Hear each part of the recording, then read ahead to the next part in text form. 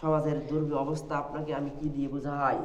আবু হুরায়রা রাদিয়াল্লাহু তাআলা আনহু তিনি বলেন যে আল্লাহ রাসূল সাল্লাল্লাহু আলাইহি ওয়াসাল্লাম তিনি বললেন, আল্লাযী নাফসি বিয়াদিহি লা তাযহাবু দুনিয়া হাত্তা ইয়াতি আলান নাসু ইয়ামুন, যে সেই সত্তার কসম যার হাতে আমার প্রাণ রয়েছে, সেই রবের কসম করে বলছি, দুনিয়া ততক্ষণ পর্যন্ত ধ্বংস হবে না যতক্ষণ না মানুষের মধ্যে এমন একটি দিন আসবে, লা ইয়াদরুল কাতিলা বিমা কতালা, যেদিন একজন হত্যাকারী বলতে পারবে না কেন সে মানুষকে হত্যা করলো। একজন ব্যক্তি যাকে সে হত্যা করেছে সে আজকে বলতে পারে না কেন যে তাকে সে মারলো। একজন নিহত ব্যক্তিও বলতে পারবে না কেন যে তাকে মারা হলো।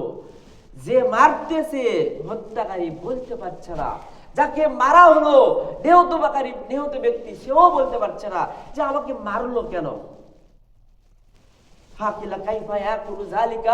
আল্লাহ নবীকে জিজ্ঞাসা করা হলো, ব্যাপার কি?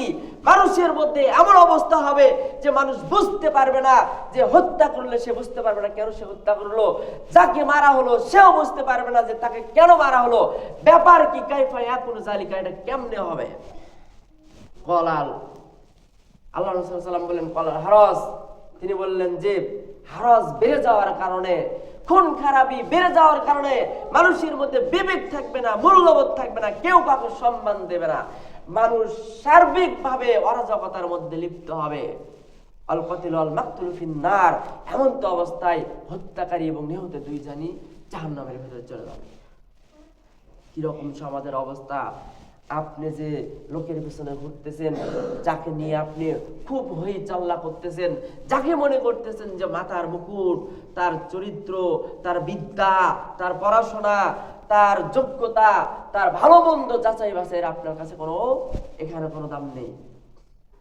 আপনি কার পিছনে ঘুরতেছেন? আপনাকে মূল্যবোধ বুঝতে হবে।